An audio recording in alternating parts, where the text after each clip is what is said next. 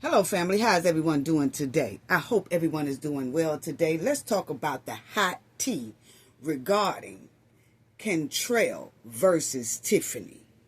It's a lot of hot tea in here today about Latoya versus Tiffany. It's very shocking and interesting, may I add. But y'all already know what we have to do for the ones in the back. This video is under fair use. Copyright disclaimer under Section 107 of Copyright Acts in 1976. Allowance is made for fair use for purposes such as criticism, comment, news reporting, teaching, scholarship, and research. Fair use is a use permitted by copyright statute that might otherwise be infringing. Non-profit, educational, and personal use tips the balance in favor of fair use. Yes, fair use. All rights and credits go directly to its rightful owner. This video is purely for fair use, opinion, and entertainment. Enjoy. And we also want to add that everything in this video is alleged. Yes. What's up, family? Please subscribe to the channel if you are not a subscriber already. We will greatly appreciate you doing that. It's free, I promise you. Please hit the like button before this video is over with. We greatly appreciate it. The like button is free as well. Just show the sister some love, just a little love. Hit the like button and subscribe to the channel if you haven't already. Shout out to all the moderators, awesome moderators, outstanding moderators. Thank you so much for being with Cafe of Knowledge and the team for so many years. We appreciate it. Thank you to the chat. The chat be on fire. Thank you all, each and every one of y'all. I try to put everybody's name in the chat and say salute, salute, salute. If I happen to miss a name, please don't charge it to my heart. Please, sometimes I be just going so fast and trying to answer and looking for trolls all at the same time. My team do as well, and the moderators do as well. But we try to show great hospitality to everyone who is in the chat. And if you're in the chat, we appreciate you so much for all your participation in the chat. Some people be at work and still listening and watching it. We appreciate you all. Thank you to everyone in the comment section who leaves a comment section. In the comment section, thank you so much. It's greatly appreciated. Just thank you all. Just thank you all. New subscribers, old subscribers, everyone, okay? Just thank y'all. Y'all are so awesome. Okay. And the replay game. Thank y'all as well. Thank you, thank you, thank you to the replay game. Now let's talk about the family. Yes, because see, Tiffany versus Cantrell. They both have a lot of dark similarities. They both get an alarming rush when they feel like they are in control of people, or when they feel like they swindling the people behind the people back. Yes, it's a lot going on here that is very similar, and their behavior is very similar when they feel that they are powerful over the powerless. They have a lot in common, family. Terrible attitudes. They love paying for the boy toys. And they feel like it seems like, family, they pay for boy toys that they feel are beneath them, that they can control. They have to have a leverage up over the boy toys. Yes, they play toys. That's what it's given. And they take advantage of the community, and they will take their own community and they will dunk all over their community that is desperately in need for help. But they only worry about taking trips, being greedy, experiencing the lavish life off the taxpayers' dollars. That's all it seems like they be worried about. for their own personal gain. Just selfish needs. And they both basically played the same trifling game on their community and the taxpayers and on the government, and disregarding the financial and economic needs of their community. And you know what else, family? The crazy part about it is one is way down there in Illinois, and then you got the other one who is down in New Orleans, but they playing the same identical game. So this must be a trend for a lot of them, because if you look at it, their trends are so similar. Their subpoenas and their indictments are basically so similar. They're doing the same behavior, but hundreds of miles away from each other. Wow. So let's talk about it. So you got Tiffany versus Cantrell. And yes, I know her name is Cantrell. I had somebody say, oh, her name is not Cantrell, it's Cantrell. Yes, I know, and I do Cantrell just like I do the hen. Her name is Henyard, and sometimes I break it down to hen. And Cantrell, sometimes I say Cantrell because she's round here chasing tail. Yes, don't get mad at me. Get mad at her, because see, in the South, we love to give people nicknames. Yes, we'll give you a nickname in a minute. Now, let's talk about Tiffany versus Cantrell. Okay. Yes, because see, Tiffany had her a boy toy too, and she was a mayor. So they both was a mayor. Cantrell and Tiffany both were mayors. And they both was paying for their boy toys. Both paying for sausages.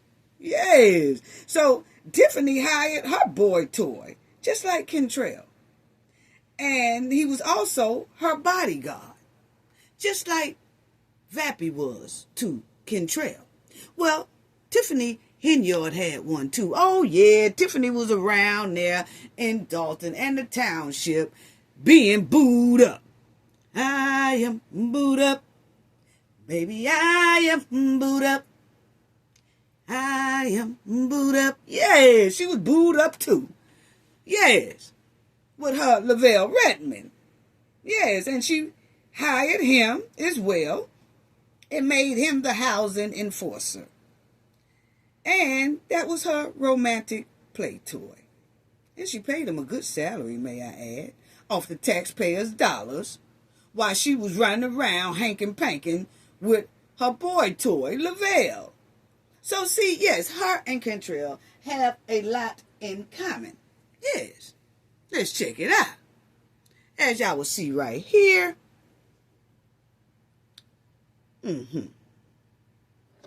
It says in the article that Tiffany Henyard and her former boyfriend, Lavelle Redmond, were embroiled in a public scandal involving his past, okay, as a SO. Well, he already came out and he talked about that. And he said that at that time, he was only about 15 years old, and he was hanging around some older guys. The older guys did a crime regarding a girl, and he was there. But he said he didn't participate in that, but he did do his time. He did his time, and he got out, and that's when Tiffany snatched him up and made him become a boy toy, okay? Now, but my thing is, Tiffany versus Cantrell, it's the same thing, okay?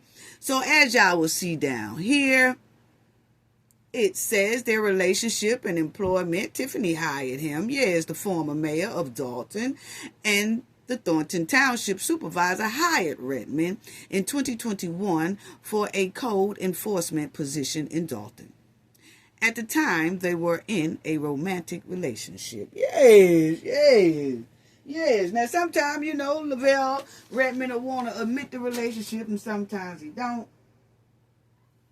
But we all know the dealio, because that picture told it all. That they was, I am booed up. Baby, I am booed up. Yes, that's all it was telling. But yes, so that was Tiffany boy toy that she was paying as a mayor. She was a mayor and she had her boy toy / bodyguard as well and / code enforcer. Okay, he was all of it. Okay, and so then after the heat got too hot on Tiffany about Lavelle Redmond's past, Lavelle said that Tiffany knew about his past, but she was lying saying she didn't know. So he jetted away from her, she jetted away from him, and then Tiffany, as a mayor, grabbed her another boy toy. Okay, yeah, she went to find her another Sasha's, and that was her romantic boy toy, and paying for this boy toy as well off the taxpayers' dollars. She gave him a job as well called Youth Program Director. She paid him over $100,000 a year. That's what they say now, allegedly, okay? But they already have subpoenas stacked on top of their head for all this shucking and jiving and duking the taxpayers out their dollars. But the mainspring of this story is Tiffany had got another boy toy while she was mayor. And his name is Kamal Woods. Yeah. So it's the same thing that Cantrell was doing. Yes, I don't know why these female mayors are hot in the pants. Yes. And some of the male mayors too. But anyway, you will see, yes, Tiffany hired her boyfriend, the second boy toy, Kamal Woods, to a position with the Thornton Township, and actions that led to scrutiny, his eventual firing, and multiple lawsuits. Henyard was the mayor of Dalton. Okay, so she was the mayor of Dalton and the supervisor of the township when she hired Mr. Woods and got a new boy toy. And just like Lavelle Redmond said, the first boy toy y'all saw, he said that Tiffany was trying to play both of them at the same time. And he heard Tiffany talking to Kamal on the phone while he was standing there, and Tiffany was saying, "Oh, Lavelle is just my homie. He's just my friend." He said, and he played along with it, knowing that that wasn't really the case, okay? So Tiffany was trying to have two boy toys at the same time, okay? Now, you will see that she hired Kamal Woods as a RIF youth program person, that the program never exists, family. So Tiffany was paying him $100,000 a year despite him performing little or no work. The same thing as Vappy, Clappy, Clapping, Cantrell, Cheeks. He wasn't doing hardly no work either, but he was getting paid a hell of a lot in overtime and everything, but wasn't doing nothing but clapping the cheeks. Same way Kamal Woods was doing with Tiffany, just clapping the cheeks for $100,000 a year. They couldn't even find a youth program that he so-called was over at this here township. No, they couldn't. So, he tried to say that the youth program was a building that he washed cars out of. But every time that people would look and the feds started scoping them out, that car wash was nothing but a car wash with old broke down men washing luxury cars. It was nothing about a youth program inside of that car wash. So they got in trouble with the feds. And that's why they have subpoenas on top of their head. Because he also got a grant off the taxpayers' back for that car wash that he said was a youth program, but it turned out not to be a youth program. His youth program was Tiffany's fish, basically. Okay? Now, so yes, Tiffany once again was booed up off the taxpayers' dollars, paying her boo thing with the taxpayers' dollars, going on lavish trips with her boo thing here, Kamal, off the taxpayers' dollars and the government money. Yes, Tiffany versus Cantrell. the same exact thing that Cantrell was doing. And Vappy. And as y'all would see, Tiffany was also paying her homies good overtime. Y'all see this good overtime? One officer made $108,000 in overtime alone in the fiscal year of 2023, and $114,000 in the fiscal year of 2024, up against a regular pay of $72,000 in 2023. So not only was he making $72,000 a year, that was his salary in 2023, he also got overtime hours of $108,000 in 2023. Oh, wow. So really, he pulled in like $180,000 for that year. Then you will see the other officer racked up $87,000 in overtime in 2023 and $102,000 in 2024 against regular pay of $55,000 in 2023 and $73,000 in 2024. And Tiffany's chief top dog, Lacey, he was paid $96,000 in just overtime in the last fiscal year. So see, Tiffany was breaking her homies off. She was breaking her homies off, even though they wasn't doing really nothing. They was just juicing the taxpayers, juicing the government out of money by lying and scamming the government out their money. Cantrell and Vappy was the same way. Look at here. They was the same way. I am booed up. Baby, I am booed up. I am booed up. Yes, booed up too. Booed up too. Well, this is Cantrell's boo. Boo thing. Her play toy. All the same thing. Tiffany in Illinois doing it. Cantrell is in New Orleans doing it. The same thing. Paying for sausages. Yes. So Cantrell hired her romance play toy.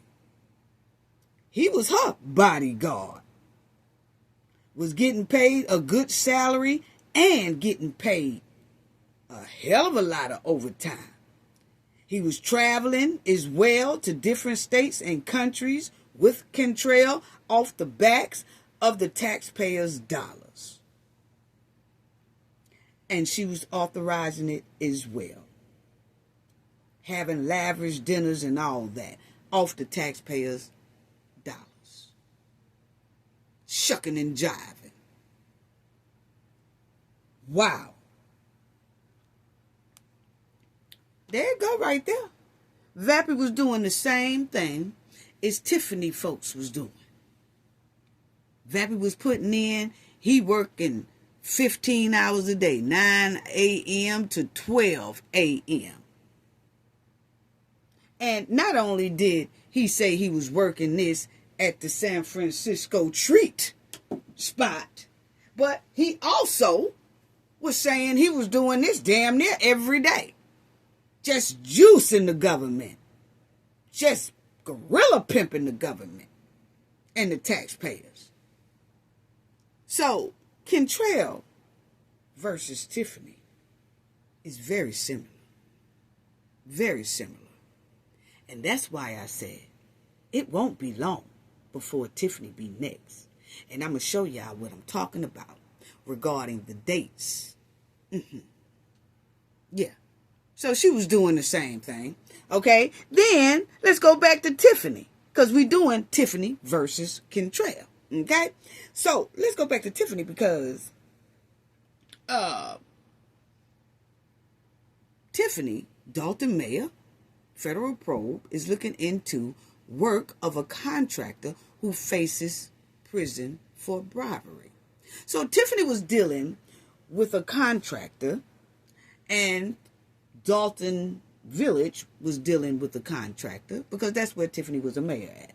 But they was dealing with a contractor called OAKK, okay? And this company was ran by the president, Alex Nitchoff, okay? And he awaits sentencing for pleading guilty in January to bribing a Cook County Assessor's Office employee for property tax breaks, okay? So Tiffany was dealing with this here contractor. They was doing no bids. They was doing all that. She was just hooking them up, and she would pay them $200-something thousand, and they would do work for Tiffany, okay? It was a scratch my back and I scratch yours, under the tables type deal, because they wasn't doing anything the way it's supposed to go. They're supposed to go up for bids and do all that. No, for some reason, these people here was getting all the contracts, it seems like. Okay? And then you will see here that the village of Dalton paid a Summit construction company that's been linked to multiple corruption investigations more than $200,000 for no bids, no contract work, replacing senior homeowners' roof and windows. Now the federal investigators are seeking records from Dalton officials about the construction work by OAKK Construction. Okay, yeah, so that's what was going on there, and they was fixing these people here windows and roofs, and they didn't have no type of contract, no bids, no nothing, but they was being paid for it. It's like they just debowed all the contracts and wouldn't give anybody else a chance to do it. And they reported that these people have been doing this scheme for a long time, getting thousands and thousands and thousands of dollars from the people.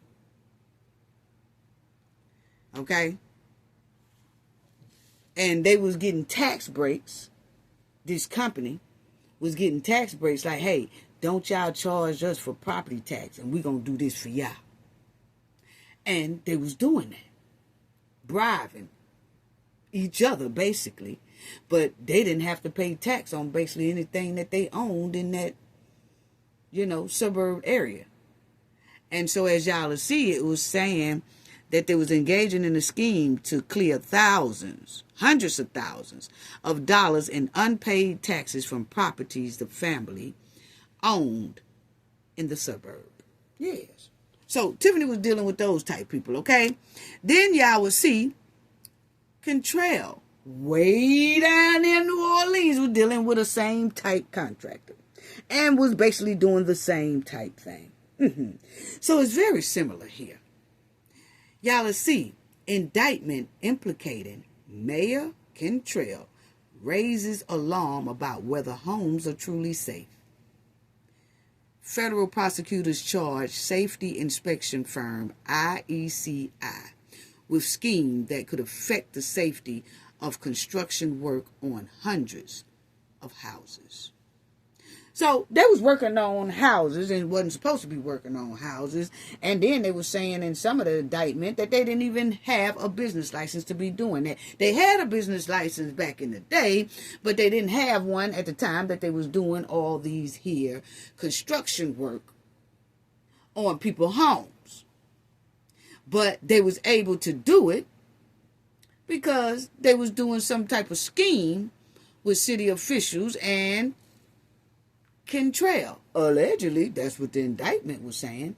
Then they were saying so that it really couldn't be noticed, they would do a big property job, but they would break the property into pieces so that it'll look like they're just doing individual work on just something, but they really doing a whole construction work. Example, family, like if you just want to go in your backyard, say if you want to do this whole block, well, instead of going and getting a permit and letting it go through the state to show that, okay, this person is authorized to do this work, this and that. What you do is break it down in parts so it look like an individual project. So you really don't have to go through all the ins and outs like you would if you put in that you are doing work for a big project. Okay, do that make sense? If not, please rewind it and see can you understand it. If not, I'm sorry. That's the way it goes. But anyway, so that's what they was doing, okay? And then you'll see right here, as you will see right here, it just said a federal indictment last month, but this article is in 2024, as y'all will see.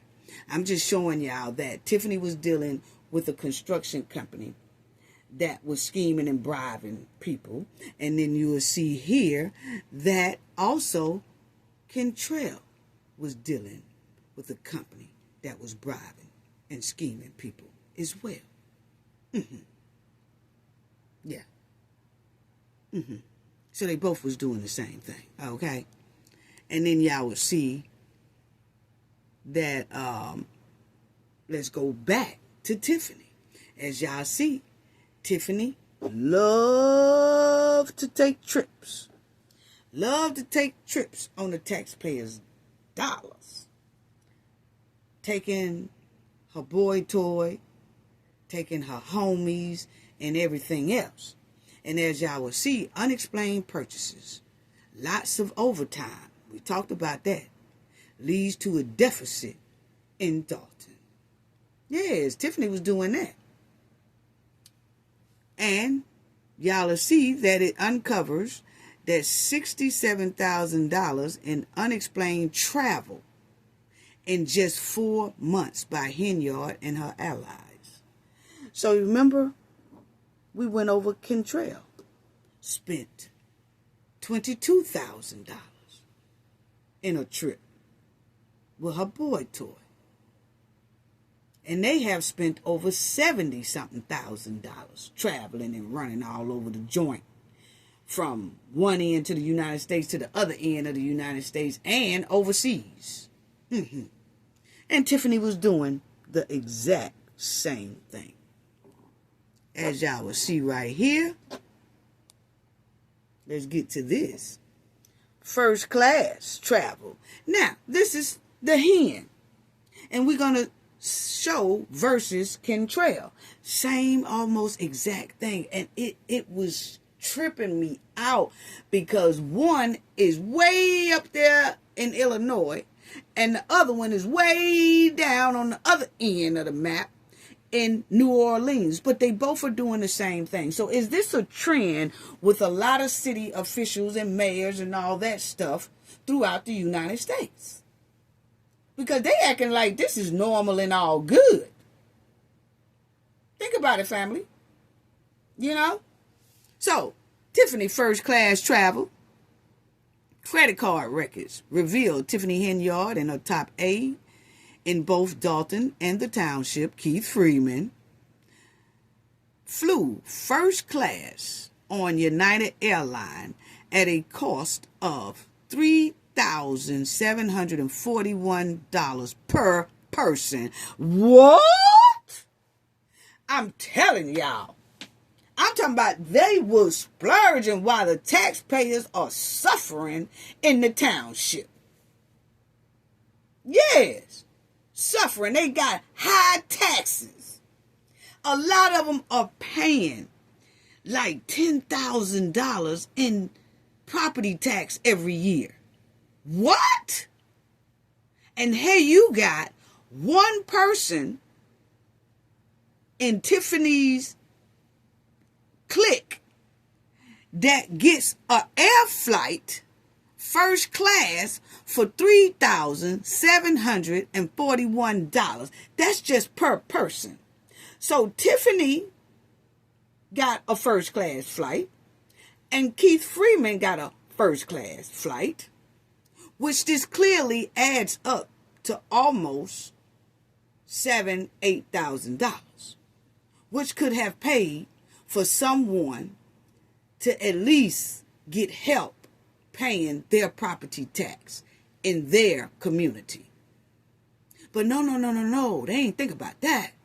They thought about splurging and macking and parlaying. And let's not use this money to help an elderly person or a citizen in our community to help pay their property tax and help pay their light, water, gas bill. No. Let's not worry about that. Let's, they can suffer. Let them figure it out. If they can't figure it out, then they'll be behind in taxes. And then we can take their house, and then we'll own that too. But damn them. What? Are y'all serious right now? And I'm tripping off of this family. I'm trying to move on. But when you look at two people apiece took a first-class trip on United Airlines. And what's going on with United Airlines that all these people, mayors, are jumping on United and flying off doing hanky-panky? Because if y'all notice, Cantrell and Vapid, they jumped their tail on a United Airline. Why are they jumping on United Airlines so much? What happened to Delta and all those? Why y'all ain't dealing with them? Southwest. Why? How come they ain't dealing with all these other ones? Everybody jumping their ass when they creeping on American Airlines. What is really going on here? We just asking a question. But anyway, her and Keith paid $3,741 per person to fly first class. Okay, yeah, that's what they did. And then you'll see here, in January, Keith did file for bankruptcy protection, and the township credit card records show that he and Henyard flew to Atlanta for an undisclosed reason and stayed at the Lowe's Hotel for 3 nights. The airfare and hotel cost taxpayers $4,449. That's another trip that they could have helped somebody on their property tax, their water bill, light bill, insurance, something they could have been helped. Because see, that's what the village and the township does. It's supposed to help people. Well, if you look at all this, they was taking the money from the people, helping themselves and parlaying and throwing hanky-pank sessions all off in Vegas and everywhere else while the people suffer. Wow.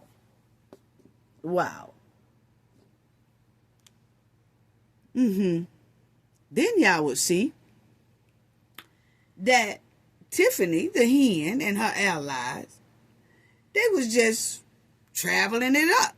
They took trips to Austin, Portland, New York City, Atlanta, Washington in the past year. Oh yeah, they was somewhere everywhere, and they was all off in Vegas. They just showing a couple of places that they traveled. But honey, we all know that they had went to Texas, Nashville, all that. They was everywhere. Las Vegas, stinking up the joint, everywhere. And Henyard and her team stayed at the Four Seasons Hotel in Atlanta, billing taxpayers nearly $9,000. There you go again. See, that's some more money that could have helped the people. Yes. Let that sink in. But they didn't care. But if you look at it, Cantrell and her boy toy, they was doing the same thing. But see, in Tiffany's case, Tiffany had a whole entourage she was splurging with and throwing money at, and they all was on the clock, and they all was getting overtime, and they all was taking lavish trips, and they all was staying in these whole high hotels. They was going all up into these roof Chris, all into these expensive lavish wine and dine restaurants and all that, while the taxpayers was trying to figure out how they gonna pay their property tax or how they gonna pay their next bill. Unbelievable. Yes. And then y'all will see township taxpayers footed the bill for 5 first-class flights.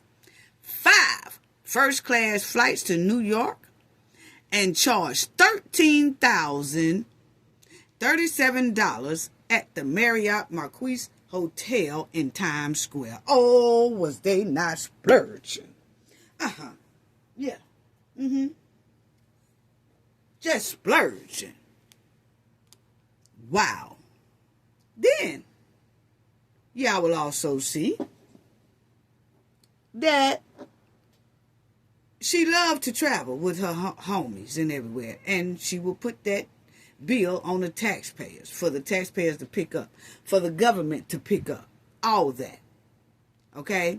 And they used the government credit card, the record shows, charging $102,987 in the past year for trips the hen was on. Let that sink in. Let that sink in. Wow. Now, check this out. Oh, yeah. See, we doing Tiffany versus Cantrell. Because, see, they got Cantrell hemmed up with all indictments. And Tiffany was really doing basically the same thing that Cantrell was doing. But, hey, Tiffany was more off the chain. But, see, I'm going to tell y'all, and I'm going to show y'all why I think. And the timing of when Tiffany most likely will be indicted. Yeah, we're going to go over that right there. Yeah, because if Cantrell got indicted for what she did, now she did some stank. She did basically the same thing Tiffany did, dealing with shiesty contractors, approving overtime, giving money, taking trips, taking lavish trips, hiding in hotels and apartments and all that stuff, using the taxpayers' dollars, splurging. Yes, and Tiffany was doing the same thing. Cantrell just got indicted. We're going to go through the timing of most likely when Tiffany will get indicted. Yes. But anyway, family, check this out. So, Tiffany took 12 other village and township people with her, okay? She and 12 others went parlaying all up in Vegas last May. Yeah, so, I just want to show y'all the count. It says, this one they went down there in Las Vegas and something went sour, stanky, flaky, and shaky down there, okay? And a woman said that she was all word down in that joint, okay? Now, it says Henyard, Las Vegas entourage included 2 of her administrative assistants, 2 Dalton police officers who acted as her security detail, a photographer, 2 township trustees, as well as a Dalton trustee. Okay, so it was 12 of them on that raggedy trip. Yes, it was 12 of them on that raggedy trip. And they say that they used the credit cards, which shows the entire trip cost taxpayers at least $26,099. Okay? The vast majority of the money, $24,300, was paid for by residents of the 17th South suburb that comprised Thornton Township. So basically the 17 municipalities paid for this here Vegas trip, and that card was hit with about $24,300 for the rendezvous and hank-pank sessions and all that. And, hey, that's what it was given, because they said that it was something went stanky and sour down there. And the lady said one of the people that Tiffany took said that they was all word down there. Okay, so by one of the trustees in Dalton. Okay, she said Andrew Holmes. Okay, yeah. Now, that was Tiffany's stank going on with her traveling. But look at Cantrell. Tiffany versus Cantrell. And look at Cantrell. Her and old Vappy, they spent $22,000 parlaying around and taking trips and all that. Yeah, and we went over Vappy's overtime sheet that he said he working 15 hours a day while he was on one trip. Then even when he in New Orleans sometime, he say he working from 8 a.m. to 8 p.m. And I ain't doing, yeah, we know what you was working on. But anyway, as you see here, it says Pennsylvania Avenue, okay? So her and Vappy, Cantrell, and Vappy was just all over the place. Yes, all over the place traveling. And he was saying that he worked 7 a.m. to 10 p.m. So it's the same thing. Yes, Vappy, he all at the Hyatt with Cantrell in San Francisco. Yes, doing San Francisco treats. Yes, they was. And you'll see there, spent $1,200 of the taxpayers' dollars there. Yeah, San Francisco. They was all in Los Angeles. They everywhere. They everywhere. Traveling too, using the taxpayers' dollars. And just like Tiffany was upgrading her first class, Tiffany first class was $3,000 per person. Well, Cantrell did Vappy's first class. She upgraded his first class at $762.18. Yes, that was his upgrade, to upgrade his first class flight. But anyway, as y'all will see, that her and Vappy took 14 trips. Y'all see it highlighted. They took 14 trips outside of the state of Louisiana. Yes, they did. So, there you got Tiffany doing the same thing as a mayor as Cantrell was doing as a mayor. But they done hit Cantrell with her indictment. When will Tiffany get hit with hers? She already got her subpoenas. Now, as y'all will see right here, they went to Washington, Cantrell and Vappy. They went to Washington for $2,491. Yes, that's what they spent out the taxpayers' dollars. Then they went to Washington, looked like again, or this is another time that they spent $1,862. Yeah, they just spending, taking the taxpayers' dollars. But you have people down there in New Orleans that can't even afford a vehicle. We're going to talk about that too. They stay so much in hardship because the city is not really advancing economically till they stay in hardship. They not getting treated the way they should be getting treated. New Orleans bring in a lot of dough every year. It's no way that city should be suffering and looking the way it's suffering and looking. It's no way. You can go and you can automatically see somebody mishandling some money around this joint. Because this supposed to have a hell of a lot more than what it have. I know some cities that don't even bring in what New Orleans bring in, but they cities is on and popping. So what's really going on? It's telling you what's really going on. $14,000 in France. That's what's going on. $14,850 that her and Vappy done spent clapping in somewhere off the taxpayers' dollars. But it sure didn't get dumped in New Orleans because the potholes too deep. Yeah, don't get mad at me. I'm just telling you the truth. And see, people don't like for you to tell the truth. Yeah, y'all hit that like button too, because honey, when you tell the truth, they try to slow your video down. They don't like for you to tell the truth to the people. That's what is given to me.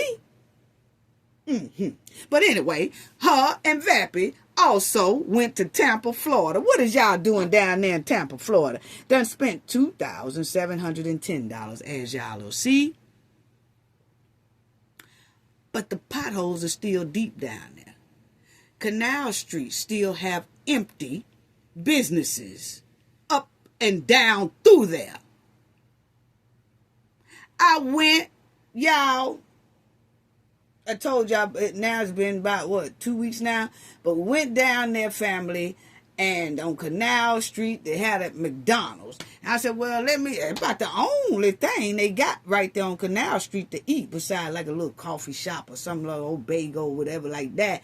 But it's a quick run in and run out. But far as being a booming economically financial great street, nah, not happening.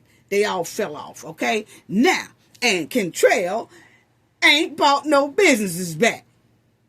Why is that? But spending $14,000 in France and then spend another $2,000 here and $3,000 there and dumping all the taxpayers' money in other states by traveling, not dumping it in her own state. Make it make sense.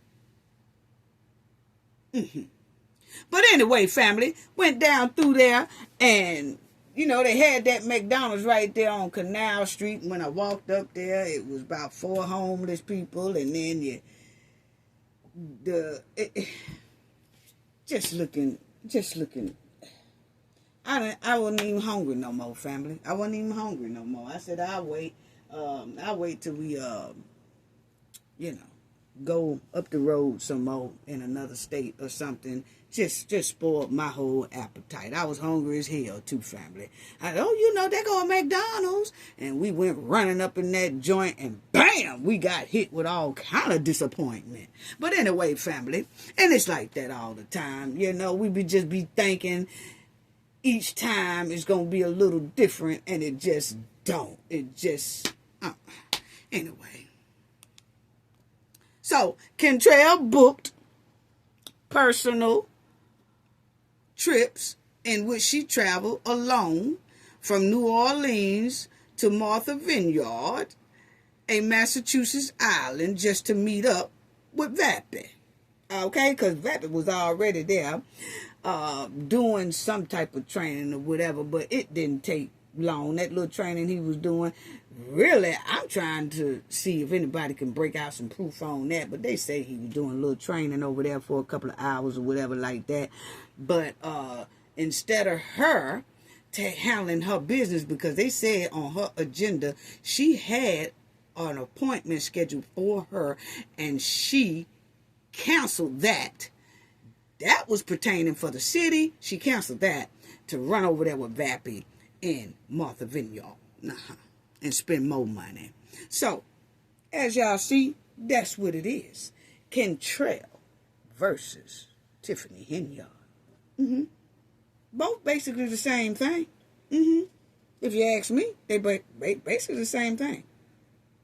And that's why Tiffany got subpoenas stacked on top of her head right now. And that's what really pointed to Cantrell's indictment that's on top of her head too right now. Yeah. All this right here chasing sausages and want to do the hanky-panky. And my thing is, family, it took approximately about 3 years for them to indict Cantrell. Now, they was already on Vappy head. They was on Vappy head back in 2022. And then they indicted him. And then they just now indicting Cantrell. So if you think about it, they had been on to them ever since 2022, 23, 24, 25. 2025, here in August, they dropped them indictments on Cantrell head. So it was about 3 years it took before her to get her indictment. And I'm thinking, my opinion, it's going to be the same way with Tiffany. It's going to take approximately 3 years. And then they're going to hit Tiffany upside her head with some indictments. And I'm going to show y'all why I say that. Because if you see right here, that Vappy, y'all will see it says Vappy was indicted in July 2024 on 7 counts of wire fraud and 1 count of making false statements. Okay? And I told y'all when they did his indictment, Cantrell's name kept coming up in his indictment. So we kind of knew then, oh, yeah, her name sure is in that indictment, and Vappy's indictment hard, so she most likely will be next. Okay? So he got hit with an indictment in 2024, which is last year. And remember, he got hit July 2024 of last year. Then this year, 2025, in August, Cantrell gets hit. That's just a year apart. A little over a year apart. Okay? Now, if you look over here, it'll say when the grand jury investigation began in 2023. Bam! 2023, family. So, when the grand jury investigation began in 2023. So 2023, 2024, 2025. That's 2 years. But you know they was watching them probably a year prior. So you're saying 2022 is when they really started focusing on them. But 2023 is when the grand jury investigation began. So you're giving roughly about 3 years. So the investigation began in 2023. The indictment alleged both Cantrell and Vappy lied about their relationship, specifically about gifts they gave each other. Vappy and Cantrell also accused of exchanging more than 15,000 messages and pictures. Both are accused of deleting the messages they exchanged. Cantrell is also accused of concealing documents and records in an effort to hide information from the grand jury. Okay? So, like I said, if you think about it, they probably was watching them in 2022. Then the grand jury hit them in 2023. Then Vappy was indicted 2024. Then Cantrell was indicted 2025. So if you think about it, 22, 23, 24, 25, that's 3 years. Tiffany had got her first subpoena in 2024. She got her first subpoena in 2024. And then she started, they went up in the township with subpoenas. They went into Dalton with subpoenas. And then in 2025, they dropped another subpoena regarding property that her boo thing, Kamal Woods, had sold to a couple that now has a restaurant on the property that Tiffany boot thing sold to them. So the feds came back and put a subpoena down for that because they want more information about that property that Kamal sold to business owners who now has made that property into a restaurant. That was in 2025 when that subpoena hit. So if you think about it, Cantrell and them, it took about 3 years. Tiffany, most likely the same amount of time because it's a hell of a lot of more people involved in Tiffany's situation. Because those subpoenas had about 20-something names on it. In Cantrell and Vappy case, it was only them two, and some construction people that was involved, and that was on separate cases and things like that. But they had a couple of people involved in theirs too, but it wasn't nearly as many people as Tiffany has involved in her subpoenas. So that's why I'm thinking if Tiffany got her first subpoena around 2024, add about 2 years to that. 2024, 2025, 2026. I'm thinking about 2026. By the end of 2026, Tiffany most likely will get indicted. Or the beginning of 2027, Tiffany will be indicted. That's what I'm thinking. That's just my opinion. Okay? Because I'm going off of different cases that's been happening. And you look at the year and the time frame of when the feds first started checking them out, subpoenas, sending in subpoenas, and then indicting people. It's all kind of roughly there in the same. The majority of them looking like it's in a span of 3 years. When they indict that person. 2 to 3 years. So that's why I'm saying. And as y'all see, it says 2024. The subpoenas are for Thornton Township documents, most of which are concerning the administration of Tiffany Henyard, okay, at the township. And then you had the one that went into the Dalton Village. Subpoenas went into there as well.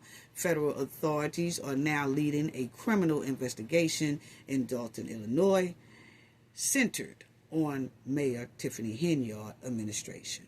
Okay, so that's when they got theirs. Then in 2025, this year in February, the village also received another subpoena, and it wanted to know about Tiffany's boyfriend's property that he sold to a business owners that now has a restaurant on the property that Kamal sold them. Okay? So, as y'all will see, right there, Tiffany Henyard, former mayor of Dalton, Illinois, and the Thornton Township official, has been the subject of a federal subpoena. With federal agents issuing subpoenas in February 2025 for records related to a land development allegedly once owned by her boyfriend. So we just talked about that, okay? And it's a criminal investigation, as you see right there, and seeks document and testimony from Dalton Village Hall and Thornton Township. So which means that not only do they want those documents that they requested, they also are requesting for people to do testimonies, and it's a lot of people to do some testimonies about. Yeah, it's a lot of them. As y'all see down here at the bottom, the subpoenas are part of a federal investigation into spending, okay, and actions of the hen. One subpoena specifically targets that Lincoln Avenue. That's what Kamal sold. So, yeah. So it's basically the same thing. As y'all will see, the subpoenas are requesting communication records, emails, texts, phone calls. Same thing they was doing with Cantrell and Vappy. They are requesting the same thing from Tiffany and her little entourage, who are listed on that subpoena. And it's about 20 of them listed on that subpoena. Officials from the township that's under Tiffany's administration, and officials at the Dalton Village who was under Tiffany's administration. So you'll see they are asking for the same thing that they was asking from Cantrell and Vappy: emails, texts, phone calls, employment records for code inspectors and other documents related to the properties and inspection. Okay? The subpoenas are also demanded testimonies before a grand jury. So all that got to come up. All that got to come up. So, Tiffany versus Cantrell. And that was it. Because it took approximately two to 3 years for the feds to indict Cantrell. And I think it's going to be the same way with Tiffany. So if Tiffany started in 2024, I think it will be at the end of 2026 or the beginning of 2027 when Tiffany get hit with an indictment. That's just my opinion. That's just my opinion. That's what I'm predicting, you know. The trend of it is just how I feel. But that was it. Tiffany versus Cantrell. And they both basically did the same thing. Tiffany just had more of her homies that she was, you know, splurging with and doing a lot of things. And Tiffany had a hell of a lot of more allies mixed into hers. And Cantrell did too, but a lot of Cantrell cases that involved other people, those people have been indicted, but Cantrell's name just comes up inside their indictment. But in August, last week, they went on and indicted Cantrell. So, hold on. So let me go to the next one. So they basically similar. And I just can't see them doing anything to Cantrell and not Tiffany. Because it's basically the same thing. I just showed it to y'all. And my thing is, it just shows how different states run. You know, different feds run in different states. Some of them move fast because maybe they don't have as many cases. Some of them move slow because they have a hell of a lot of cases, you know. It just all depends. But I know that there's a lot going on in Illinois, and it's a lot of corruption deep buried in Illinois, and it's also deep buried in New Orleans, around that area as well. I will show y'all that too in a minute. But let me show y'all this right here, family, too. Because the governor of Louisiana said he want her gone. He said he want her to resign. He said he don't want her there no more. He said, please resign. If she had any type of good in her, she would go ahead on and resign. It would be best for our state and for the city of New Orleans. Now, that's what he said, okay? That's what he's saying. He ain't playing with her. He tired of her, okay? So, you will see that Governor Billy say, nah, dog. He ripped her about her being indicted, and he said he tired of it because he been talking to her for too long. Okay, so the governor said he want Titi gone. He said kick rocks, please kick rocks. Now, as y'all will see right here,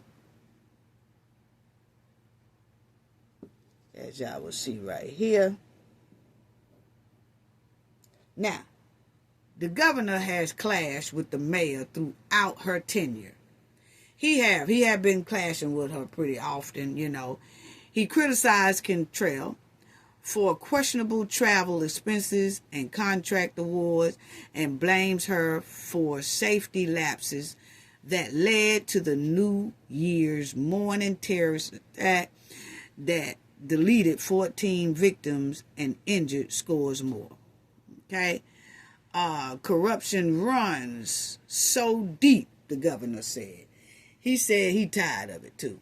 He said corruption is just running so deep throughout New Orleans. It's an embarrassment, he said.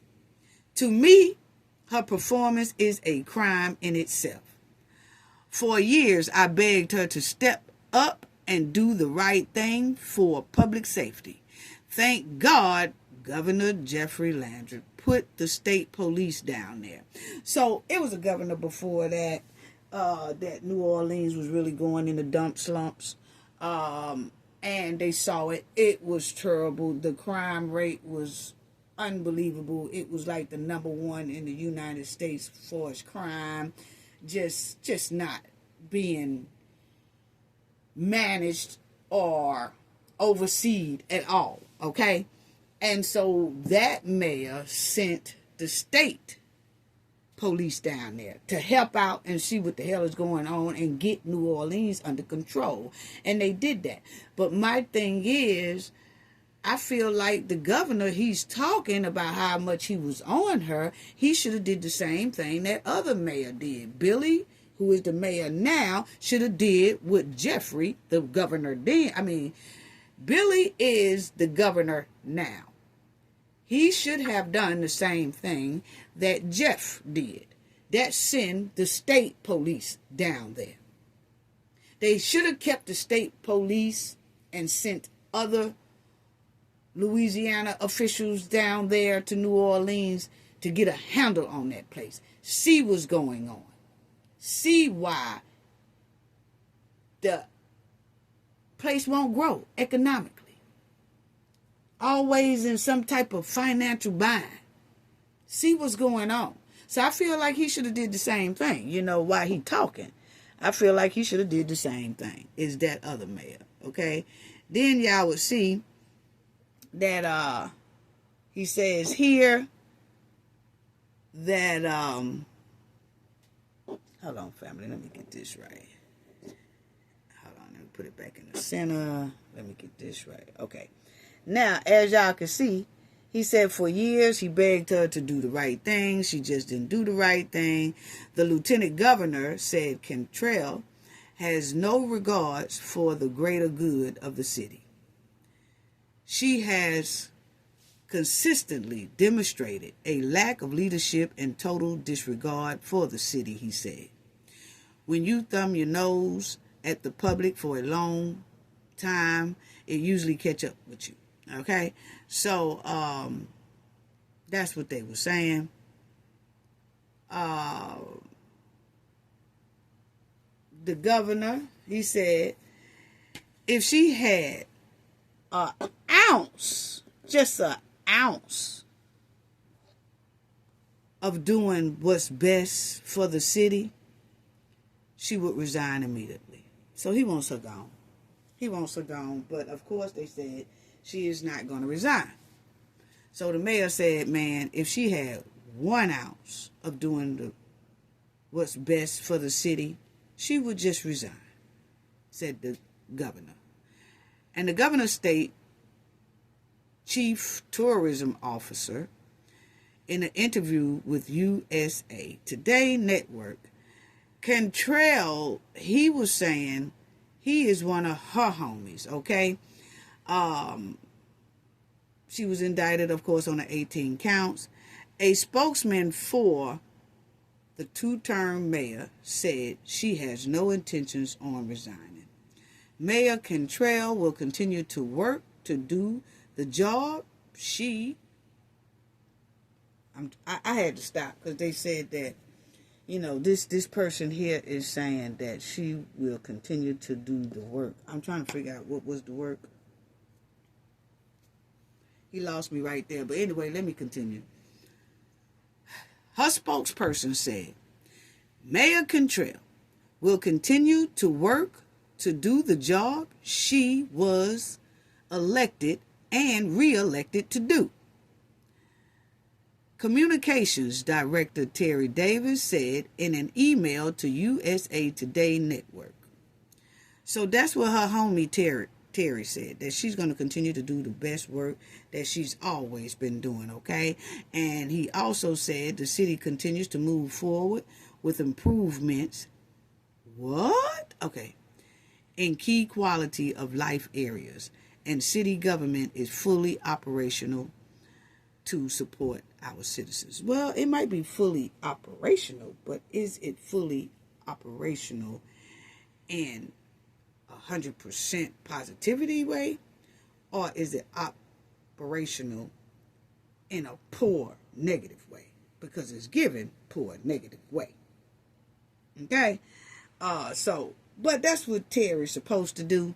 Terry's supposed to speak up and say she will continue to work to do the job she was elected and re-elected to do. I'm trying to figure out why she wasn't doing that for the 8 years that she was in there. She was in there for 4 years, then they re-elected her again. Now she indicted. How come she wasn't doing all this here work Terry talking about? Why she didn't do it for these almost 8 years? Why she was just running around playing with sausages and stuff? I just don't understand Terry. But I know that this is Terry's job to do. Terry Davis, we know this is your job to do to make her look good, okay? But anyway,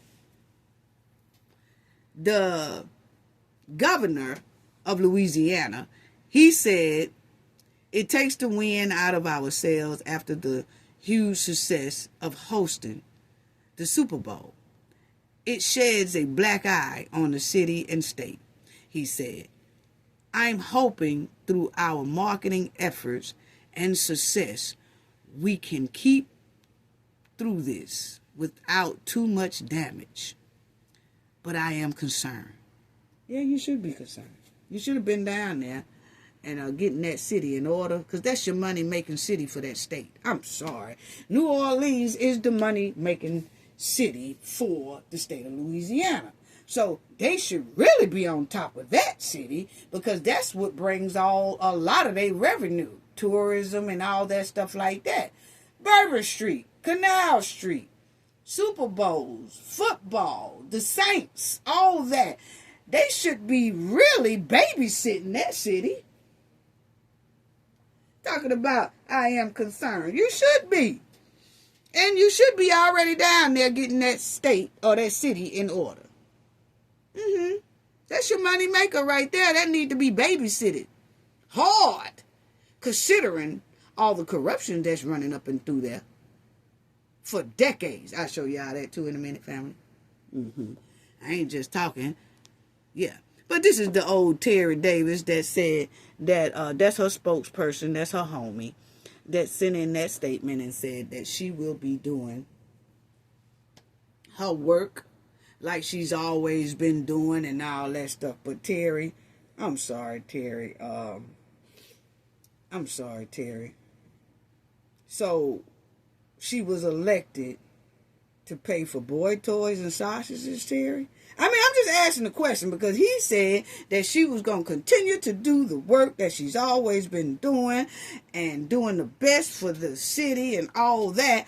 But evidently, he ain't in the same city we talking about, because I haven't seen none of that, and I go down there. I'm just not reporting this thing and don't know nothing about New Orleans. I'm there all the time.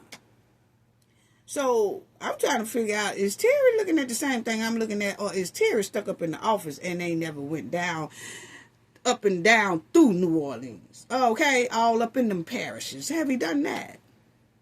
Have he been all down up and through the Ninth Ward and all that stuff? Have he done that? Anyway, because he talking about she going to continue to do the work that she was elected to do. No, sir, they did not elect her to chase sausages all through New Orleans. I'm sorry. Because that's the majority of the work I've been seeing. The article says she have been doing less and less and less and less and less and less work since she been in there. And that's another thing, family. I'm going to tell y'all about that, because Amtrak, well, I ain't going to skip. Let me just say this first. Mr. Terry, we're trying to figure out what was the work she's going to continue to do. Is it the work with Vappy? Because we haven't seen no work inside of that city there. Somewhere you done lost me. Because there's been a whole lot of personal rendezvous and hanky-panky sessions going on around that joint. And you could look at the city and tell.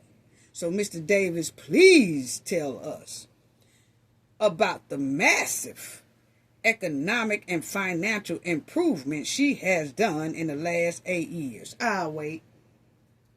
Because you done lost me, bruh. You done lost me, bruh. I think they might need another pair of glasses, Terry. I'm just saying. I'm just asking a question. Where is that? Now, he done got up here and he done trying to gaslight the people. And it's not working, Mr. Terry. I'm sorry. We haven't seen much improvements at all. Not some of them potholes our car be dropping in. And then we had to get out, pull over to the side and look and make sure, damn, we ain't messed up an axle or some shit. You know? Now, so we ain't studying you, Mr. Terry. Check out, Cantrell new hairdo family. She done got a new hairdo. Now, I don't know if it's because we was talking about she looking hard and all that stuff, but all of a sudden she came out the woodworks here this past week. out of hiding, and she put her some long hair in her head and try not to look so hard. So she do look a little soft now. She do look a little soft now, family. Yeah, so I can't say that, it's because we were talking about her, or because maybe she been looking at social media and everybody's talking about her story, and every time they put up her pictures and stuff, she's probably a little disappointed, and then she put in some long hair. I don't know what it was, I'm just saying, okay? But she got her long hair in now. To me, is giving change my identity, so when I walk the street, people really don't know who I am to ask me a hell of a lot of questions about me and Vappy cooking fishes and sausages up in their apartment that was for the city only, business only, but we used it for our personal apartment. So it's given, let me throw in some long hair so I don't have to deal with questions, and people really won't notice me, and by the time they notice me, I've been unshot out and I'm gone. Okay, that's what it's given to me. But anyway, she got a long hair in her head, and she gave this here football player a key to the city. Okay, he's a legend. Okay, so she gave him a key to the city here last week, and you see, she look okay. She don't look like the same Teddy. Yeah, she don't look like Teddy. She said, they call me Teddy sometimes, and they call me Teddy other times. Well, no, you don't look like Teddy today, babe. You do look like a Teddy. But anyway, she gave the key to the city family to this here man. He is a football legend, and that's a good thing. Very good thing, okay? But she did it privately, okay? She did it inside her office. She didn't want to go down where the press was and all that. When the press tried to come in, they told the press that they couldn't come in, that this was only a private thing, okay? Because she really didn't want to be bothered with the media asking her questions about her indictment, okay? So yeah, so this right here looks better than So yeah, we see you. We see you. We see you. We see you. We see you, sister. Okay? So now you'll see New Orleans mayor honors football legend doing private ceremony in her office. So that was her in her office giving him the key to the city. She didn't want to be bothered with the public, like always. That's what it be given. So she did it privately, okay? The same way her and Vappy always doing stuff privately, and she ignores the city. She did the same thing with this. She wanted to do this ceremony privacy where she don't have to be bothered with the public.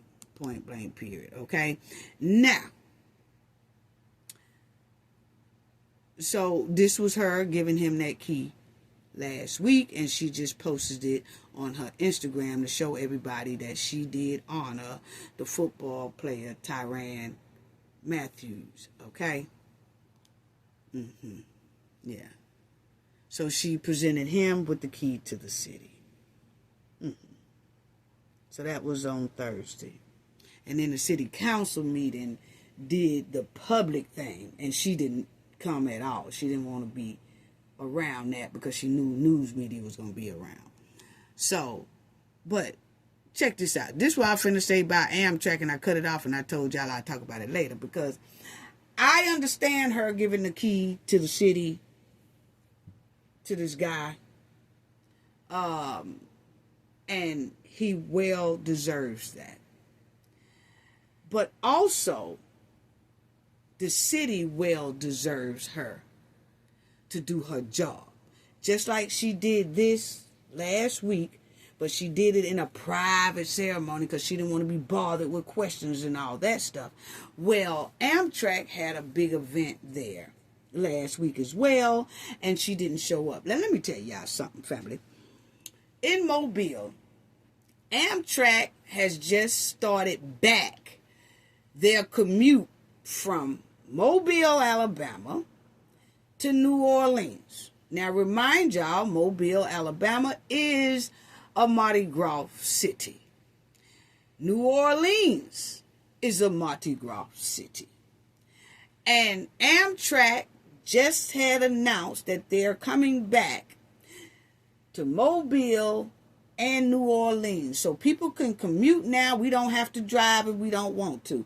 We could just hop on Amtrak in Mobile and go to New Orleans and hop on New Orleans and go to Mobile, Alabama. Okay, because both of them are Mardi Gras cities. What Amtrak did was they named that train the Mardi Gras train.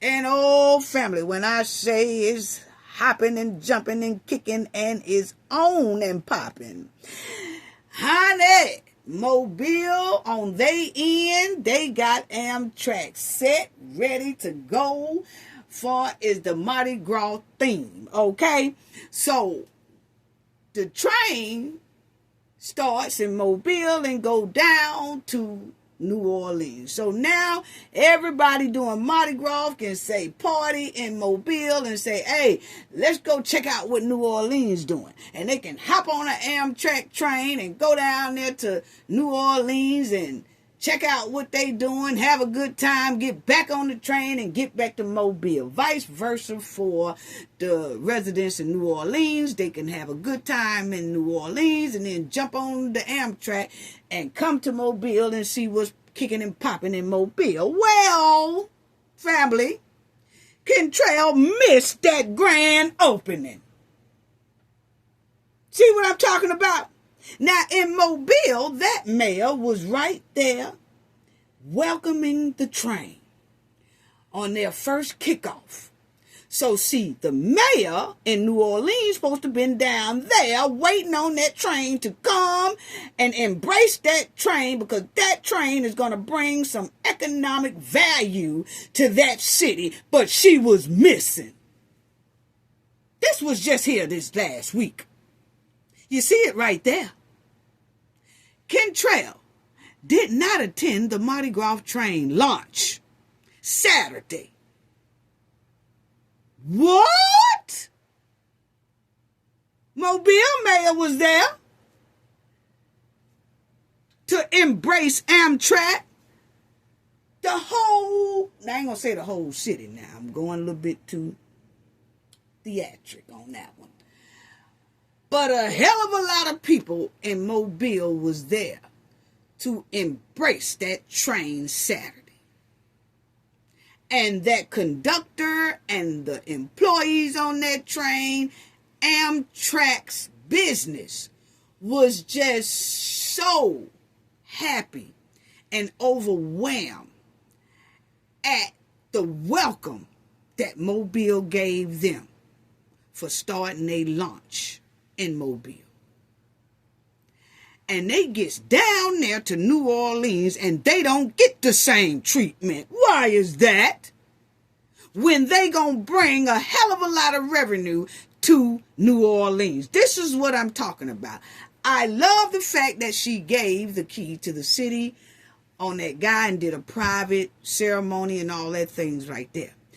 But this Amtrak was something that is going to bring a hell of a lot of money to New Orleans, and she was missing in action. So I understand when the mayor say, resign, because you are not doing the job of the betterment for that city. How insulting that the mayor didn't show up to a Mardi Gras train launch. Amtrak. Unbelievable.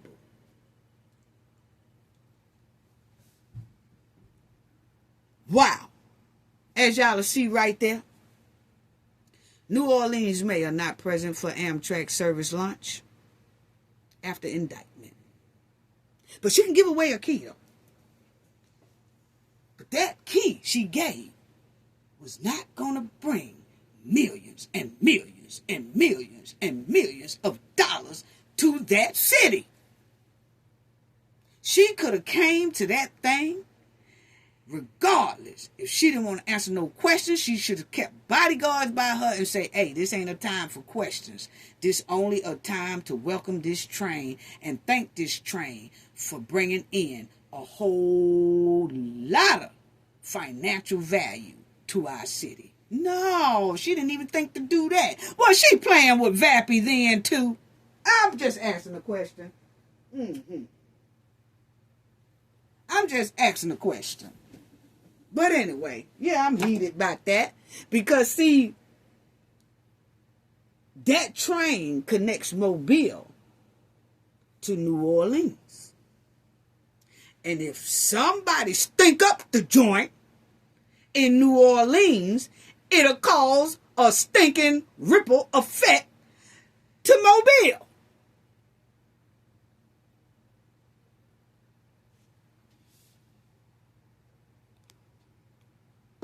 Anyway, let me pipe it down. Let me calm down. Because that right there, man, that went all over. Man, everybody in Alabama and throughout Alabama was just talking about that.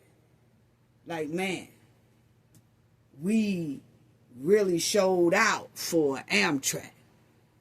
And then Amtrak gets to New Orleans. This is their first launch in decades.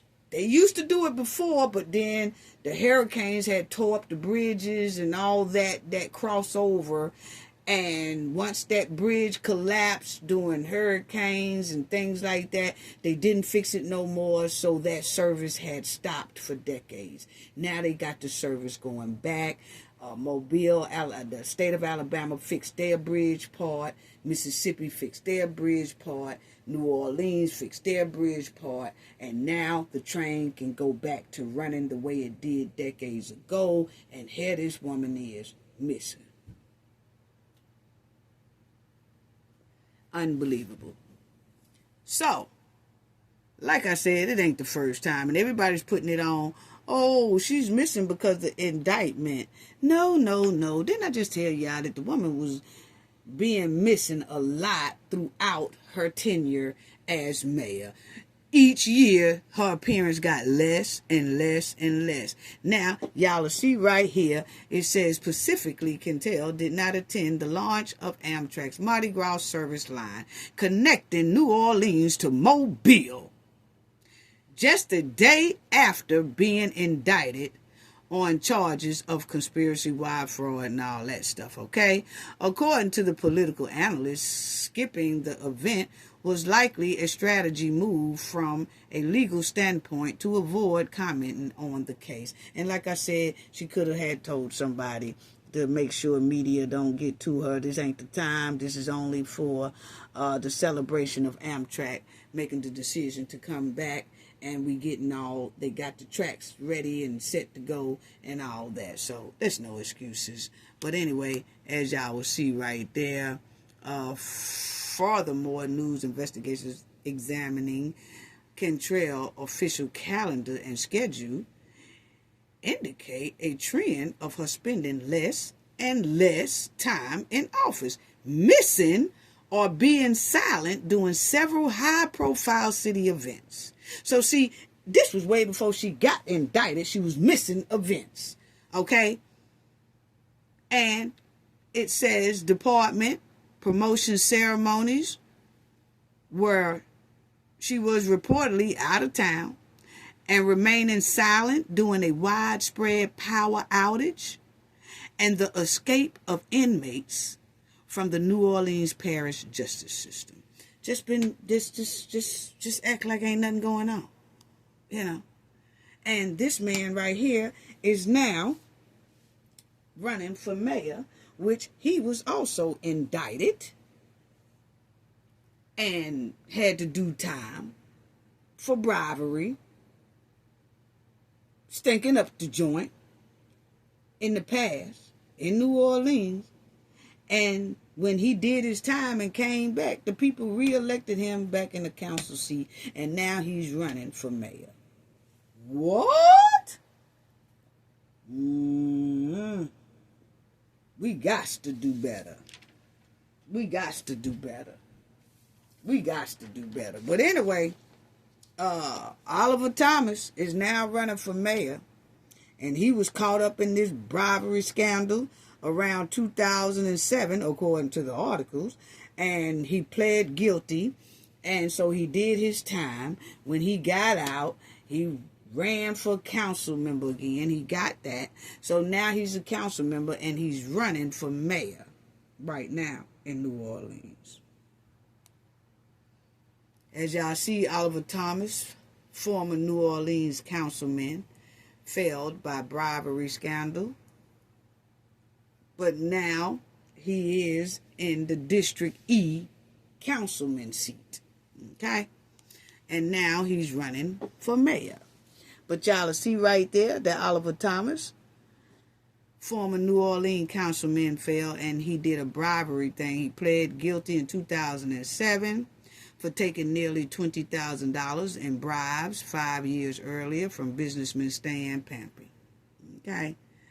So, as y'all see, he previously served on the city council from 1994 to 2007 when he resigned his council seat after pleading guilty to bribery charges. He did his time, family. He did some time, and then he was released. And then on December the 11th, 2021, Thomas again won re-election to the city council. He is a member of the Dems, okay? And now he is running for Cantrell's seat. Wow. So now he wants her seat.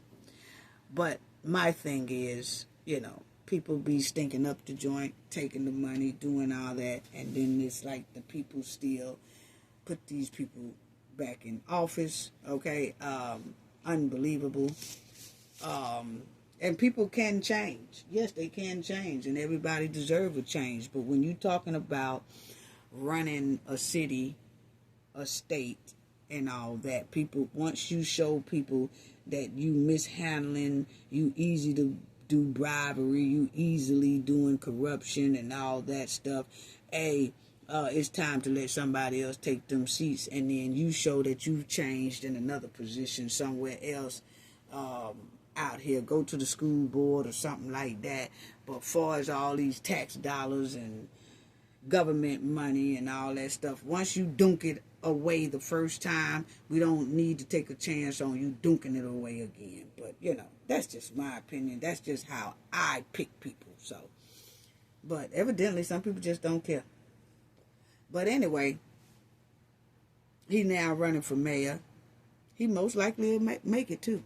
He most likely would win it. Because if for some reason, it's like people love to pick corrupt people. They don't care about the past, the corruption, none of that. As long as their skin color look like theirs, put them in there. You know what I'm saying? And New Orleans have a history of this for years. And a lot of people say, oh, well, they put the president in there and he got a history too. No. These people here was doing corruption way before President Trump was even thought about being a president. So these people was already in office. This was a trend started by some of these people. So if we're going to tell the story right, let's be honest with the story, okay? It was a whole lot of felons, corrupt people who have done time, got out, and was put back in seats, such as Mr. Oliver. And all this stuff here all this has been a trend for decades in our communities throughout the United States before Trump was even thought about. Far as talking about running for office.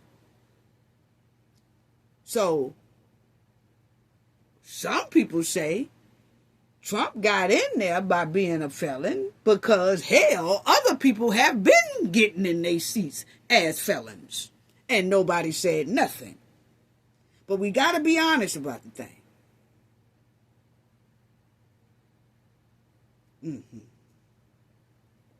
I'm just an honest person.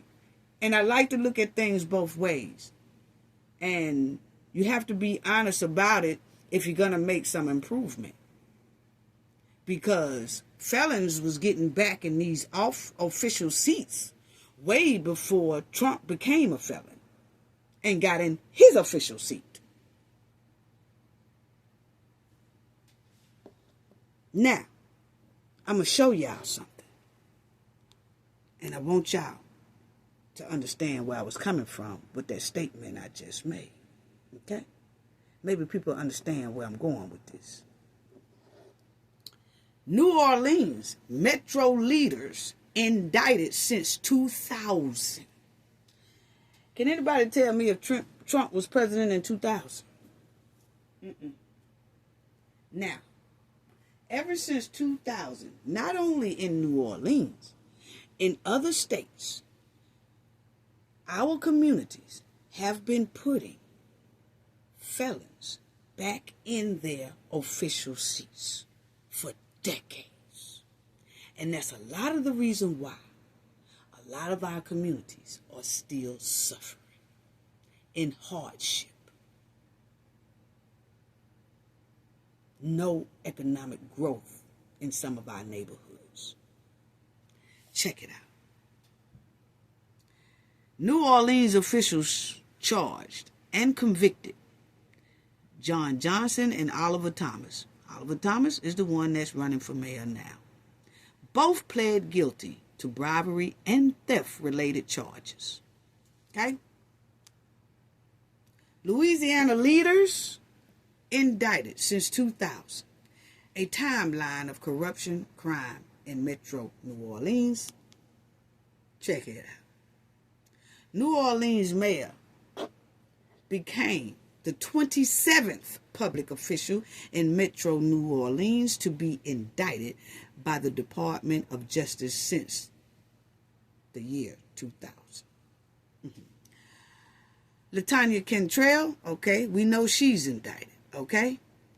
But check out the list. Former Mayor Ray Nagin.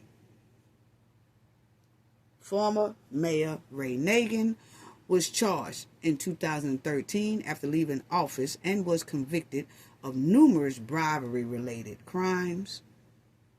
Other New Orleans officials have also faced legal troubles, including John Johnson, who was indicted in 2012, and Oliver Thomas, that's the one that's getting ready to run for mayor now, who is running for mayor now, who was indicted in 2007. Both pled guilty to bribery and theft-related charges while serving on the city council. And remind you, when they did their time and Oliver came out, he is now a city council on the board in District E. Okay? Then you have Renee Gill Pratt, who was indicted in 2011, was convicted after her council tenure and served jail time. 3 state lawmakers from New Orleans, Wesley Bishop, Karen Carter Peterson, and Derek Shepard, resigned and pleaded guilty to various charges, including making false statements, campaign fund misuse, and money laundering. Bishop was indicted in 2020, Peterson was indicted in 2023, and Shepard was indicted in 2008. See all these people here? That New Orleans was just embedded in a whole lot of misusing, corrupt behavior and all that, and you wonder why it's no growth there. And that ain't it. The federal reach extend beyond New Orleans, affecting other elected officials in the Metro New Orleans area.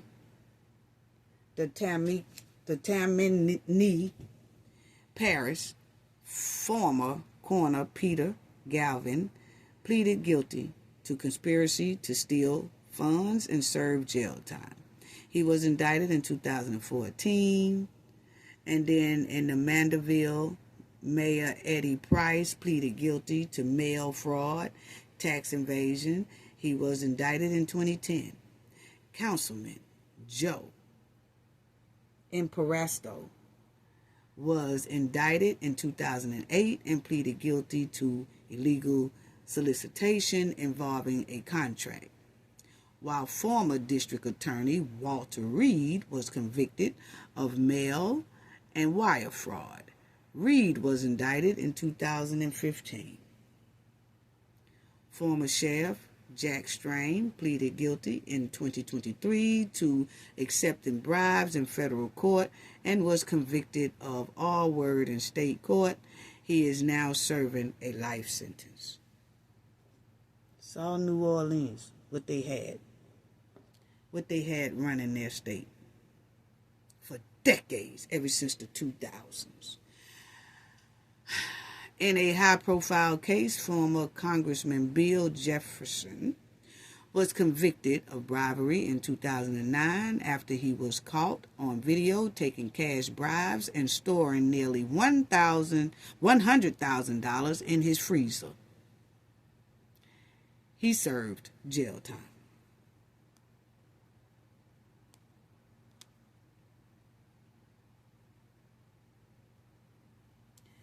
His sister, New Orleans assessor Betty Jefferson, was convicted in a scheme to defraud the public and served time on house arrest. She pleaded guilty in 2010. In another parish, the sheriff, Jeff Hingle, pleaded guilty to kickbacks-related crime and served jail time. He was convicted in 2013. Former St. John Parish President Bill Hubbard, who pled guilty in 2009, and former St. Charles Parish District Attorney Harry Morrell, who pled guilty in 2016, both served time for bribery-related crimes.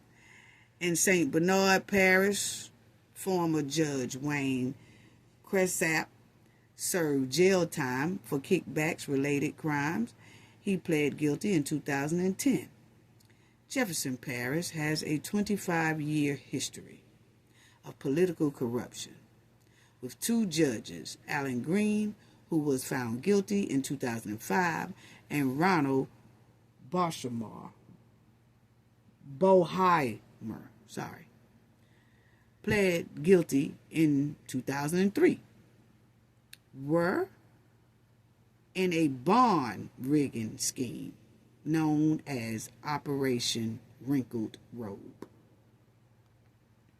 Wow. Former Grenada Councilman Jonathan Bollard pleaded guilty in 2010 and served jail time for corruption crimes.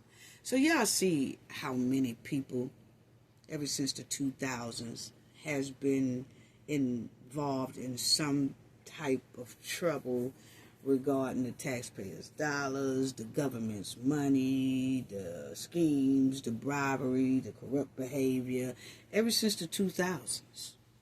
And a lot of them did time and got back out and still dealing in the city official seats. Still did some time, got out, and still dealing with government jobs. And you'll see, but then you'll have some of us out here, regular citizens, who will get in some trouble, and some of us and a lot of people out here are looking for a second chance. And when they get ready to apply for a job and they do a background check, they don't even let people come in and work at a fast food restaurant because the background check got a little stank in it. But here you got these people who have done some major things with taxpayers' dollars and the government dollars, and they turn right around and get elected right back in those seats again. I just don't understand it. Anyway, former Jefferson Parish President and Kenner Mayor Aaron Broussard admitted to bribery-related crimes in 2013 after Hurricane Katrina and went to jail. Well-known Jefferson Parish Councilman Chris Roberts was charged in a kickback scheme but was never convicted. He died by y'all see it, in 2020 before facing trial. That's a lie. That's a lie. That's a lot. And, it's just sad that a lot of our people just been so used to living in poverty, living in hardship in our communities, till they have gotten used to their city being governed in a corrupt way, until they have got so used to it till they feel like that's normal, and it's not. These cities can be so great, have so much. If the right people get in there, people will see so many new stores, new developments, streets are fixed. People will start making a little bit more money because the economy is growing. And then you can see a big difference in your paychecks and in your household and your way of living, because the city cares. The person who's running the city cares. So you can see a big difference. But if you have someone and you constantly, ever since 2000, that is 25 years straight. It's hard to come out of a hardship like that. It's hard to see some economic growth when a city is struggling with people running it that's not running it in the correct way. It's sad that some communities could be drowning in hardship, and the city hasn't seen any major growth in decades, and the city continues to struggle financially and economically, and the community will still put these same people that have corrupt behavior or a history of corrupt behavior right back in that seat, to make the community suffer even more. I just don't understand it. The city can be having so many problems for decades, and people think it's normal because they've been dealing with it for so long. They don't even know anything any better. Wow. It's sad too. It's sad. And another sad thing is, I just showed y'all the history of corruption, and it's like that not only in New Orleans and Illinois too. Those two states, people talk, Illinois is the state, but they are known for a hell of a lot of corruption, and buried in that. In New Orleans, the city, New Orleans is known, as y'all just seen, for having a whole lot of stank, And the thing about New Orleans is, when it's a hurricane, like Hurricane Katrina, or when it's any type of hurricane or any type of emergency where most people in New Orleans have to leave that state for safety, guess what, family? The majority of the people can't leave because they can't afford to leave. Because it's like they're still stuck in poverty. And a lot of them don't even have vehicles to leave. But here you got all these mayors who can leave real quick just to go on a rendezvous with the people, tax dollars, who are in hardship. Make it make sense. Make it make sense. It's hard for a lot of people in New Orleans to leave and go to another state for safety, because a lot of them don't have it.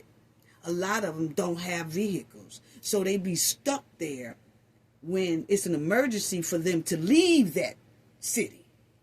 But they can't because they stuck there. They don't have a lot. They don't make a lot. Or they on a fixed income or something like that.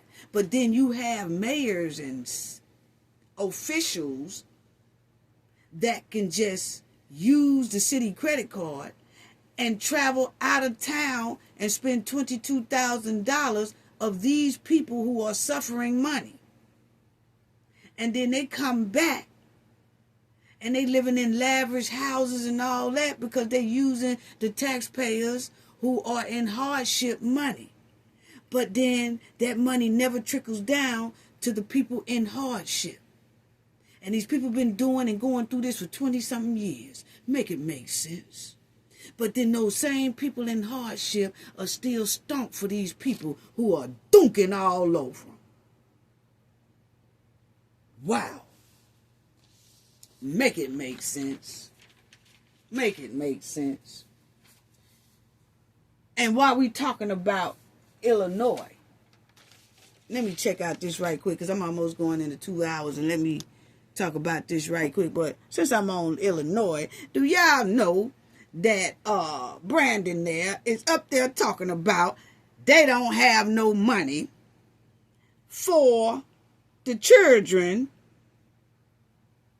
at their schools? Chicago schools are broke and struggling, and he up here begging the mayor for more money because he said the schools don't have enough money for the 2025-2026 school year. He said they don't have enough money at all, and they really pinching pennies, and it ain't looking good for the Chicago school system. And for the kids, it's not looking good. What?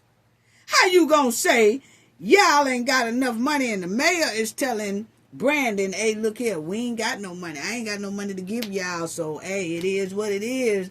The schools will just be suffering. I ain't got it. It ain't gonna happen. No, I don't have no money for y'all. So the schools and the kids just gonna have to struggle, point blank, period. And Brandon is steady begging, okay? But my thing is, how is they begging and don't have enough money for our children in Chicago in the school system? How they ain't got enough money? Man, people been talking about this right here since they both been battling back and forth about the school system is broke and they need money. Okay? This been big news, family. But people are also shocked to hear this, considering the fact that Chicago spent over $300 million on the migrant crisis. So y'all can spend $300 million on migrant crisis, but you can't spend that $300 million for our kids in Chicago to have a good education and be able to fix their water system, or if anything go wrong, they don't even have the money to do maintenance repairs. What? As y'all see, Chicago public schools is facing a significant budget shortage for the upcoming school year, with a reported $734 million deficit. Chicago schools are broke, family. And they saying the kids really don't have. You're talking about have to get free lunch, provide snacks for people who get free lunch and things like that. They telling us and telling the world and telling the United States that they're broke. They don't have enough money for the kids education. They said they have exhausted all funds and they don't have it. Wow. The district is currently grappling with implications of this shortfall, including potential layoffs and budget cuts. I'm just quiet right now. I'm tripping because Chicago did this. Chicago has spent nearly $300 million since 2022 on the migrant crisis, with most of the spending going towards shelter, food, and health care for newly arrived immigrants. This includes significant expenditures on contracts with vendors like favorite health staffing and all that good stuff. But they don't have enough money for Chicago schools. They don't have enough money for Chicago public schools. How trifling. This is what we was talking about the state of Illinois has a real big problem for decades. I mean, people been talking about that since I was little, about a lot of corrupt behavior that's going on within leadership and people who handling money and all that stuff like that. It says it right there. It says the schools are $734 million in a shortfall debt.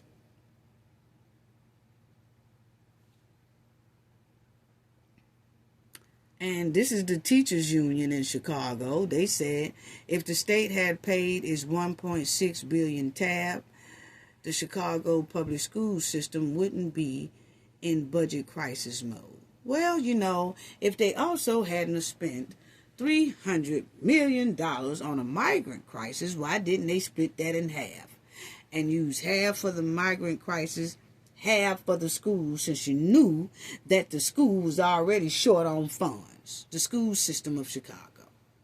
Come on now. Wow. Wow. In the school, the teachers union said now we're stuck in a tug of war between the board members planning for a mid-year cut stance, fighting to protect our students. Wow. Wow. Wow. Wow. Now, listen to them go back and forth. The mayor said, I ain't got it. We ain't got it. We ain't got it, so we don't know what to tell y'all. Gonna have to be some layoffs. Some schools probably just gonna be suffering. The students gonna be suffering, but hey, we ain't got it. Check it out. About our long-term sustainability. That's him talking. $1.6 billion that the state of Illinois rightfully need to ensure that the people of Chicago receive those dollars.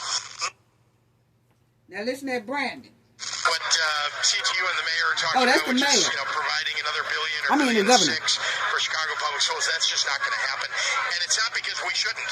We should. We should try to find the money, but we don't have those resources today. Okay, y'all heard the mayor? He said, hey, this ain't gonna, the governor. Let me get this shit right. The governor. This is the governor talking. He said, we ain't got that money. Check it out. CTU and the mayor are talking about, which is, providing another billion or $1.6 billion for Chicago public schools. That's just not going to happen. And it's not because we shouldn't. We should. We should try to find the money, but we don't have those resources today. Now, he said they don't have the resources, but they had the resources for that. They had the resources for that. Oh, they found their money quick. They found their money quick. They can't find the money for the students. Wow. Now, listen to Rooster Head Brandon, the mayor. Here's what's interesting. He's coming up. If the state of Illinois just offered That's him. 12% of what they owe, we would have a surplus right now. And so again, this is not just about balancing this budget and ensuring that high quality education exists. This is really about setting ourselves up for posterity. I am offering up not just a short-term element. That's this is about the Brandon. long-term vitality of our school district. And I know that there are people in Springfield who understand the value of investing in a school district that is overwhelmingly made up of working families, and particularly black and brown families. Well, now he's trying to say, oh, well, we need this money because a lot of the people that's going to be suffering is basically black and brown families. See what I'm talking about, family? See how they take the money out of the black and brown communities, dunk all over the money, take the money, dunk it off, and then try to use the black and brown communities as a prop after they done took the money away from the black and brown communities and give it to someone else. Unbelievable. I'm tired of talking about it, family, for real. But I do want to say this. That, have y'all noticed? I'm so tired of you people here up on the screen. But have y'all noticed that they also have started doing the lazy campaign method with texting people and carrying on like that? And thank y'all all, but let me say this before I close out. Have y'all noticed that there's been a whole lot of political people, whatever, officials, that's been doing the lazy campaign method with texting your phone and texting their ass off talking about vote for me, I'm the right one, I'm a positive person for action in your community, I take care of your community. Have y'all been getting those texts too, family? Because a lot of people on our team and a lot of people that I know say that people been texting them trying to campaign, like vote for such and such. They the best candidate. All this lazy campaign. I can't tell they the best candidate when you can't even put on no clothes and shoes and greet the people and talk to the people. Go to a park or something. Tell the people that you're going to have a campaign something at a park or at a parking lot somewhere, and tell the people what you gonna do. Don't come texting our phone worrying us, because texts are for only friends and family. Every time a text go off, I'm looking that it's gonna be a friend or a family or something like that. Here go these old janky ass texts talking about vote for me. Have y'all been getting that too, family? Lazy campaigning. And then they're going to tell us they the best people for the job. I can't tell when your thumb's doing all the work, your fingers doing all the work. So that just let me know when you get in office, you're going to be doing the same thing. You ain't going to step outside the office and do work. You're going to sit inside the office and start doing the twiddling fingers. Just twiddling fingers. On the phone. Sending out messages. Not handling business the correct way by getting your ass and putting on some patent leather shoes and some high heel shoes and getting out there and doing the work. It shows right there that you ain't capable of doing the work if you got to text the work. What is it? Corns on y'all feet? Feet bad? If that's the case, don't run for nothing. But stop texting our phone talking about vote for us. We cares nothing about you when you text. That's going to make you not get picked. Fooling with us. It trips me out. They sitting up there in the bathtub or at the dinner table or laid up on the couch texting, talking about vote for me, I'm the best candidate. No. It don't look like it. You're lazy. Put you on them penny loafers or some high heel shoes and get to knocking on some doors or get to having a campaign run in the park or in a parking lot or in a vacant lot or something, and tell us what you're going to do, and then we can look at your background and we can see if you're capable or if you got some little shady and flaky stuff going on in your background, and then we won't be able to fool with you, okay? Do it that way. But all this texting stuff, lazy texting, stay off our phone with that. Anyway, thank y'all so much for joining us today. Appreciate y'all. Love y'all. Sending loves and hugs to everybody in the chat. Thank you to our viewers as well who are viewing the channel. Don't y'all forget to hit the like button. And if you are not a subscriber, please subscribe to the channel. It's all free. I promise you, they won't even take 2 pennies away from you. It's all free. So thank you so much. Sending loves and hugs. Thank you to the moderators as well. Thank you to all the replay gang. Thank you. Gain knowledge to prevent blockage. And we all know what that means. The more you know, the harder it is for anybody to block y'all from your goals and success. Bye-bye.